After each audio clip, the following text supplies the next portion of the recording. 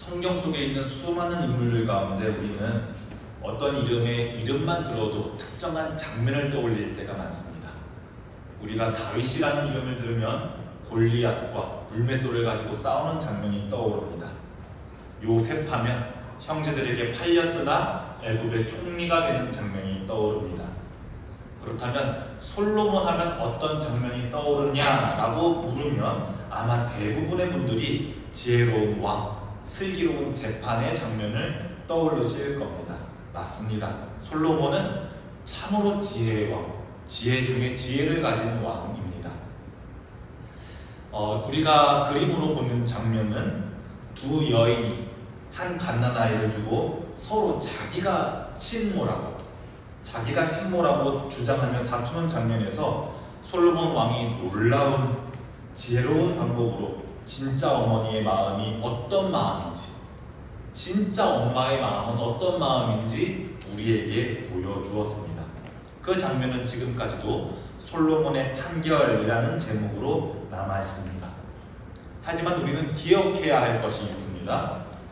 이 그림의 장면은 솔로몬의 지혜가 바깥으로 드러난 순간이지만 성경을 하나님의 말씀으로 믿고 예수님을 구주로 믿는 우리는 동시에 그 지혜가 어디에서 시작되었는지를 궁금해할 줄 알아야 합니다. 한번 옛날 이야기를 해볼까요? 솔로몬이 왕이 된 직후에, 솔로몬이 이제 막 왕이 되었을 때, 아버지에 이어 이제 막 왕이 되었을 때 일입니다. 솔로몬은 기브온이라고 하는 곳에서 왕이 되자마자 1000번제를 하나님께 드립니다. 1000번제를 드린 인물은 성경 내에서 솔로몬 왕이 유일한 인물인데요. 우리 한국교회에도 자기의 인생의 기도 제목을 가지고 그 기도 제목을 담아서 하나님께 경건한 마음으로 1000번이라는 상징적인 숫자 동안 1000번이라는 상징적인 기간 동안 예물을 드리는 문화가 있기는 합니다. 그런데 솔로몬이 드린 1000번제는 그런 1000번에 나누어 드리는 그런 예물은 아니고요. 원래 제사 한 번에 소를 몇 마리 잡는지 아세요? 제사 한 번에 소는 딱 한 마리를 잡게 되는데요. 솔로몬은 하나님을 사랑하는 마음을 담아, 하나님을 경외하는 마음을 담아 원래 제사 한 번에 소를 한 마리만 잡게 되는데 솔로몬은 한 날에 하나님을 사랑하는 마음을 담아 소를 1000마리를 담아 제사를 드리게 되는데 이것이 성경에서 유일하게 등장하는 1000번제, 1000번의 제사입니다. 1000번제를 드린 그 밤에 하나님께서 솔로몬의 꿈에 나타나셔서 이렇게 말씀하십니다. 기브온에서 밤에 여호와께서 솔로몬의 꿈에 나타나시니라. 하나님이 이르시되 내가 네게 무엇을 줄고 너는 구하라. 내가 너한테 무엇을 줄까? 말만 해라. 하나님께서 말씀하십니다. 놀라운 장면입니다. 하나님께서 요술램프 지니처럼 꿈에 나타나셔서 무엇을 원하니? 내가 뭐든지 들어줄게. 하나님께서 솔로몬 왕에게 말씀하십니다. 만약에 여러분들의 꿈에 하나님께서 나타나셔서 무엇을 줄고 나에게 구하려구나 말씀하시면 여러분들은 무엇을 구하시겠습니까? 아마 현대를 살아가는 우리 대부분은 경제적인 안정, 부 아니면 나의 건강, 그리고 나의 가족의 건강, 평화를 이야기할 것입니다. 아마 보통 사람보다 야망 있는 사람은 권력과 자리를 이야기할 것이고 인기와 아름다움을 원하는 사람은 끝나지 않는 젊음과 멋진 외모를 이야기할 것입니다. 그런데 이제 솔로몬은 이제 막 왕이 되었단 말이죠. 젊은 나이에 국정을 운영해야 한단 말이죠. 아마 제 생각대로라면 만약 제가 솔로몬이었다면 통찰력을 주세요. 인사가 만사니까 사람 보는 안목을 주세요. 그리고 외교할 때 지혜와 담대함을 주세요. 이렇게 저는 말했을 것 같습니다. 그리고 여러분들이 생각하는 것처럼 지혜를 달라고도 했을 것 같습니다. 그런데 솔로몬은 그렇게 대답하지 않고 이렇게 말합니다. 오늘 우리가 함께 읽은 본문 9절과 3장 9절과 10절을 다시 한번 같이 읽어보겠습니다. 시작! 누가 주의 이 많은 백성을 재판할 수 있사오리이까? 듣는 마음을 종에게 주사 주의 백성을 재판하여 선악을 분별하게 하옵소서. 솔로몬이 이것을 구하매 그 말씀이 주의 마음에 드니라. 여기서 말하는 듣는 마음, 똑똑하고 명석한 두뇌가 아니라 하나님의 음성을 분별해서 듣는 감각, 하나님에게 귀를 묻고 백성의 소리를 들을 수 있는 마음을 솔로몬은 원합니다. 그는 지혜보다, 그가 얻을 수 있는 지혜보다 지혜의 근원이신 하나님을 향한 귀를 기울일 것을 원합니다. 사실 오늘 우리에게 성경이 말해주는 지혜는 이런 지혜입니다. 우리가 흔히 지혜라고 하면 우리가 가질 수 있는, 내가 가질 수 있는 능동적인 능력을 생각할 때가 많습니다. 예상치 못한 상황 가운데서, 위기 가운데서 그 위기를 멋지게 이겨나갈 수 있는 특별한 묘수를 찾아낼 수 있는 처세술이라든지 아이디어 뱅크처럼 창의적인 생각들이 반짝반짝 떠오르는 능력을 우리는 흔히 지혜라고 생각합니다. 내가 가지고 있는 능력, 능동적인 능력 말입니다. 그런데 오늘 성경이 말하는 지혜는 그런 능동적인 활동이 아니라 오히려 수동적으로 하나님의 말씀을 듣고자 하는 마음을 지혜라고 말합니다. 이 겸손함을 하나님께서는 기뻐하셨습니다. 그래서 이 솔로몬에게 지혜뿐만 아니라 부까지도, 명예까지도 함께 더하여 주십니다. 이렇게 하나님의 은혜 속에서 솔로몬의 지혜는 점점 더 빛이 납니다. 앞서 우리가 그림으로 본 아이를 두고 다투던 여인의 사건은 솔로몬이 어떤 방식으로 사람들의 마음을 꿰뚫는지를 잘 보여줍니다. 이 사건 말고도 솔로몬은 3000개의 잠언과 약 1000여 개의 노래를 남기고 동물과 식물들, 자연에 대한 해박한 지식을 바탕으로 여러 글들을 남기며 사람들에게 존경을 받게 됩니다. 솔로몬이 왕으로 있던 시대는 유일하게, 이스라엘 역사상 유일하게 전쟁이 하나도 없었던 평화의 시대였습니다. 우리말로 하면은 네 글자로 줄이면 뭐예요? 그렇습니다. 태평성대가 열리게 됩니다. 외세의 침입 없습니다. 그렇다고 해서 내전도 없었습니다. 경제는 점점 풍요로워지고요. 문화도 엄청나게 발전합니다. 문화적으로도 융성해집니다. 그래서 솔로몬의 지혜를, 그리고 그의 국정 운영을 보기 위해서 온 세상 사람들이 그의 지혜를 듣고자 찾아옵니다. 그 중에서도 아프리카에서 찾아온 스바 여왕이 대표적입니다. 스바라는 나라는 아프리카 지역의 부유한 무역 국가였는데요. 먼 나라에서 솔로몬을 보기 위해 방문하고 그의 궁전, 그의 식탁, 신하들의 품격을 보면서 숨이 멎을 정도로 놀라게 됩니다. 그래서 성경에서도 그녀가 말하는데요, 내가 듣던 소문보다 실상이 훨씬 더 크구나, 이렇게 감탄하고 돌아갑니다. 성경에서는 스바 여왕 한 명만 나왔지만 이 여왕의 방문이 뜻하는 바는 무엇이냐면, 이제 이스라엘의 부강함과 솔로몬의 지혜가 그림에서 보이는 것처럼 이제 국내용이 아니다, 주변 국가 세계로 뻗어나갔다, 우리가 흔히 말하는 이제 월드 클래스가 된 겁니다. 이스라엘 나라와 솔로몬의 지혜가 말이죠. 그런데 이 솔로몬의 업적이 정치적, 경제적, 군사적인 면모에만 있지 않습니다. 솔로몬의 가장 중요한 업적 중 하나인 솔로몬의 인생에서 가장 웅장하고 거룩한 장면, 바로 아버지 다윗 왕의 오랜 꿈이었던 하나님의 성전을 그의 아들 솔로몬이 그의 손으로 완성합니다. 7년 동안 정성을 다해 지은 그 성전 앞에서 온 백성들을 모아놓고 하나님 앞에서 두 손을 들고 솔로몬이 기도하는 장면입니다. 그리고 이날 마침내 그동안 이동식 성막에 있었던 하나님의 언약궤가 처음으로 이제 영구적인 처소 하나님의 성전으로 옮겨지게 됩니다. 하나님의 임재를 상징하는 언약궤가 이제 우리 눈앞에 보이는 거룩한 집 안으로 들어오게 된 것입니다. 그럼에도 불구하고 솔로몬은 교만하거나 자만하지 않고 이렇게 말합니다. 열왕기상 8장에 이렇게 말하는데요. 하늘과 하늘들의 하늘이라도 주를 용납하지 못하겠거늘 하물며 내가 건축한 이 성전이오리이까 이렇게 말합니다. 하나님을 모시기에는 저 드넓은 하늘도 부족하잖아요. 하나님을 모시기에는 하늘들의 하늘도 부족하잖아요.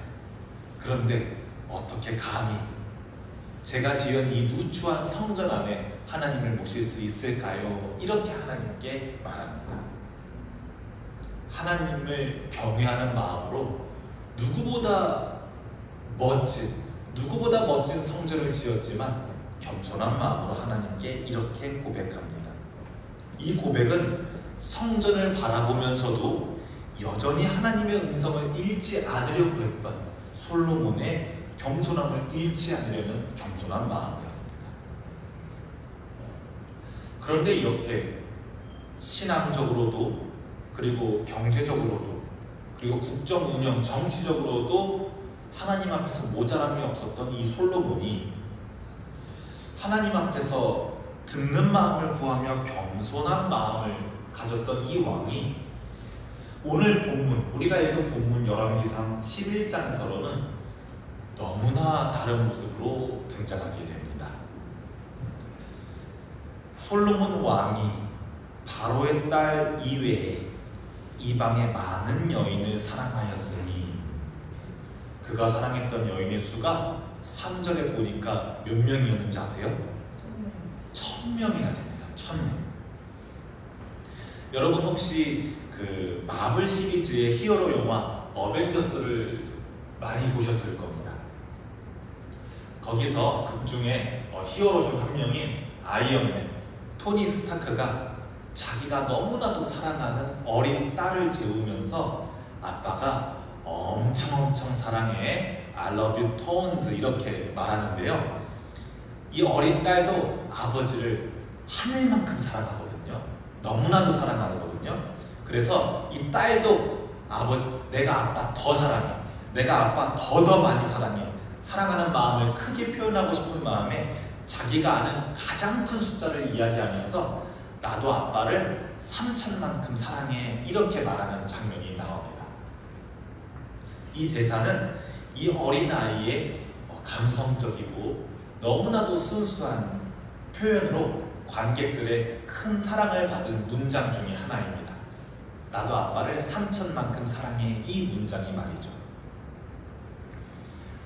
하나님께 귀중한 소 1000마리를 드림으로써 하나님께 사랑을 표현했던 솔로몬이 이제 그 1000의 사랑을 하나님께 드리지 않고 이방 여인에게 드리게 됩니다.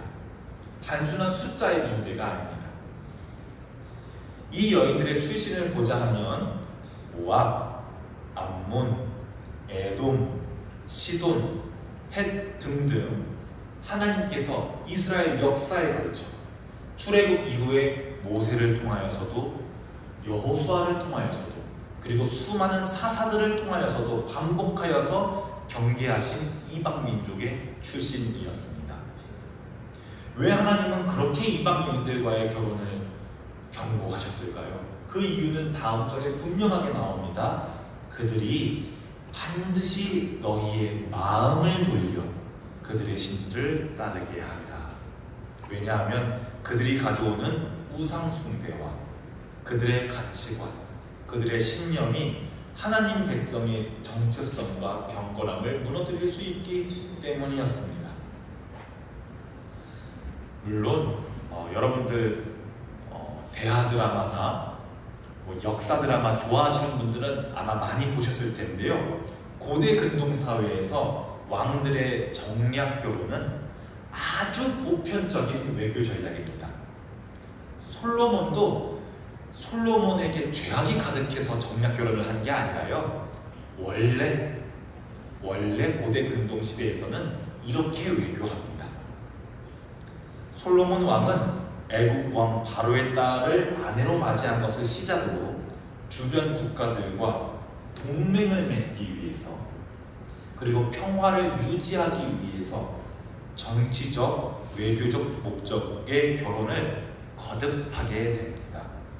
아마 솔로몬 입장에서는 이렇게 말할 수도 있을 거예요. 하나님, 저 좋자고 이렇게 한 게 아니에요. 저 좋으려고 이렇게 한 게 아니에요. 하나님께서 주신 이 축복을 유지하려면, 이스라엘을 강하게 유지하려면, 이스라엘을 평화롭게 유지하려면 이렇게 할 수밖에 없어요 라고 변명할 수도 있겠습니다. 우리 크리스천들도 하나님 앞에서 이렇게 변명할 때가 많잖아요. 그런데 솔로몬의 이런 행동은 점점 하나님을 듣는 마음이었던 그의 영적인 민감함을 둔감하게 그리고 마비시키고 있었습니다. 처음에는 정치적 유익을 위한 목적이었을지 몰라도 점차 그의 마음은 하나님을 듣기보다는 권력 유지와 하나님 아닌 것에 귀 기울이기 시작합니다. 솔로몬이 나이가 많을 때에 그의 아내들이 그의 마음을 돌려 다른 신들을 따르게 하였으므로, 이 구절은 솔로몬의 변화가 한 번에 일어난 것이 아님을 잘 보여줍니다. 오랜 시간 쌓인 타협과 점점 무뎌진 마음과 이 결과로 듣는 마음이 점점 작아진 결과였습니다. 이제 솔로몬의 입술은 이제 여호와의 이름이 아닌 아스다롯을 부르고 밀곰과 그모스와 같은 가증한 이방신의 이름을 부르게 됩니다. 심지어 그들을 위한 산당을 짓게 됩니다. 하나님의 성전을 짓고 하나님께 영광 돌리기 위해서 하늘로 손을 펼쳤던 그 손으로 이제는 이방신들을 위한 산당을 세웁니다. 하나님께서 그에게 진노하신 이유는 단순히 그가 실수했기 때문이 아닙니다.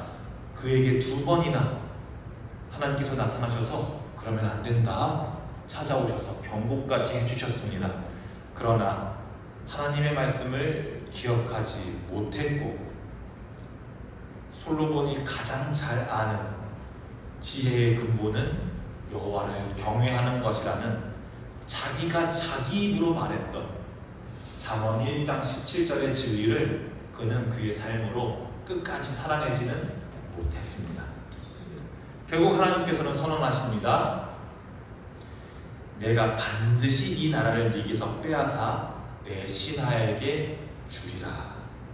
우리가 솔로몬 이후를 너무나도 잘 압니다. 나라가 남북으로 갈라지고 북이스라엘과 남유다의 비극이 시작된 이유는, 그 시작은 바로 이 듣지 않는 마음 때문이었습니다. 우리는 이를 통해서 잘 알게 됩니다. 지혜가 많다고 해서 지혜롭게 사라지는 것은 아니라는 것을 말입니다. 경건함이 유지되지 않는다면, 지혜가 끝까지 유지되지 않으면 우리는 보게 됩니다. 지혜라고 하는 것은 하나님을 경외하는 마음, 말씀 앞에 다시 서려고 하는 자세이구나. 이것이 진정한 지혜임을 우리는 오늘 솔로몬을 통해서 보게 됩니다. 그렇기 때문에 지금 이 순간 우리가 예배의 자리 앞에 나와 있다는 이 사실이 얼마나 복된 줄 모릅니다. 지혜보다 더 귀한 것은 말이죠, 다시 하나님의 음성에 귀 기울이고자 하는 마음이었습니다. 사랑하는 여러분, 우리들에게도 솔로몬처럼 주어진 복들이 참 많이 있습니다. 어떤 분은 솔로몬처럼 지혜를 가지고 계시고요, 어떤 분은 건강을, 어떤 분은 좋은 가정 환경을, 어떤 분은 좋은 믿음의 공동체를 받고 가지고 계십니다. 우리는 이미 많은 은혜를, 많은 축복을 가진 사람들입니다. 하지만 중요한 질문은 오늘 이것입니다. 나는 지금도 하나님의 음성을 듣고자 하는 듣는 마음을 유지하고 있나?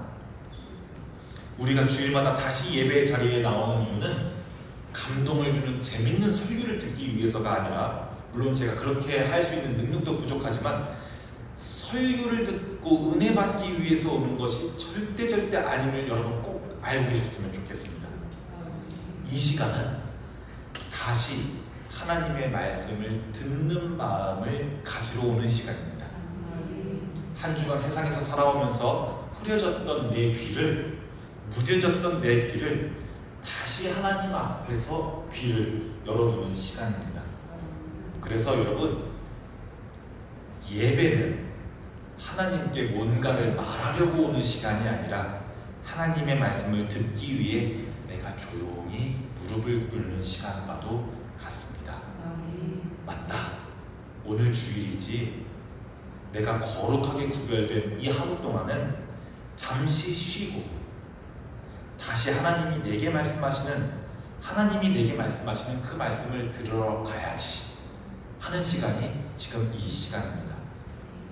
이 마음이 살아있어야, 이 마음이 죽지 않고 있어야 우리는 비로소 하나님의 지혜 속에서 머무는 삶을 살게 됩니다. 이제 설교를 정리하고 마무리하려고 합니다. 솔로몬의 시작은 너무나도 좋았습니다. 그러나 마무리는 너무나도 안타깝습니다. 저와 여러분들은 반대를 꿈꾸길 바랍니다. 비록 작게 시작할지라도, 비록 적게 시작할지라도 끝에는 하나님 앞에서 하나님을 듣는 마음이 되기를 바랍니다. 오늘 여러분들의 마음 안에, 여러분들의 심령 안에 이런 기도가 있으면 좋겠습니다. 하나님, 다시 듣는 마음을 주시옵소서.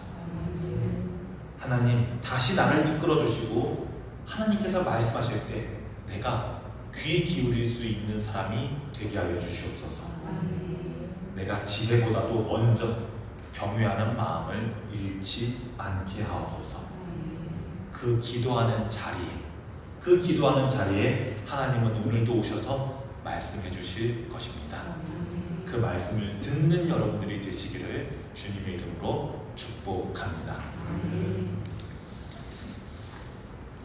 사랑과 인자하심이 풍성하신 하나님 아버지, 오늘도 주님의 말씀 앞에 우리를 세워주시니 감사합니다. 솔로몬처럼 지혜를 간구하던 우리의 마음이 어느 순간부터 하나님보다 다른 소리에 더 민감하게 반응해 왔음을 인정하고 고백합니다. 주님, 우리에게 다시 듣는 마음을 주시옵소서.